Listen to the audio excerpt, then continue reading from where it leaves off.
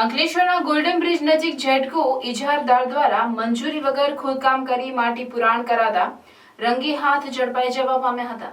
Ankleshwar SDM અને મામલતદાર દ્વારા 1.89 લાખની કિંમતના 3 ડમ્પર અને 2 હિટાચી મશીન જપ્ત કરવામાં આવ્યા હતા.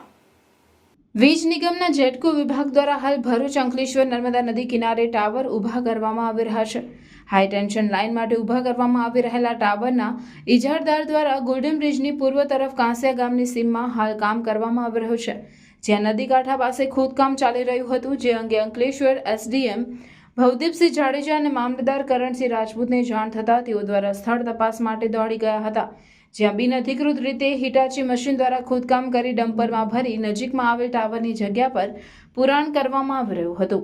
નદીના પટમાં બિનઅધિકૃત રીતે ખોદકામ કરવામાં આવી રહ્યું હતું. પર્યાવરણ અને નદી કાંઠે નુકસાન થાય એ રીતે કરવામાં આવી રહેલા ખોદકામ માટે ઇજારદાર દ્વારા કોઈપણ જાતની મંજૂરી લીધી ન હતી અને તંત્રને જાણ કરી ન હતી અને બારોબાર માટી ખનન કરવામાં આવી રહ્યું હતું. જે અંગે અંતે ધી ગુજરાત ખનિજ ગેરકાયદેસર ખનન અને પરિવહન તેમજ સંગ્રહના નિયમો 2017 ભંગ કરવા બદલ ત્વરિત અસરથી વિભાગ દ્વારા 2 હિટાચી મશીન અને 3 ડમ્પર મળી 1.89 કરોડના સાધનો સીઝ કરી દીધા હતા તેમજ દંડનીય કાર્યવાહી શરૂ કરી આ અંગે ભરૂચ ખાણ અને ખનિજ વિભાગને જરૂરી આગળની કાર્યવાહી કરવા જાણ કરી વધુ તપાસ હાથ ધરી હતી.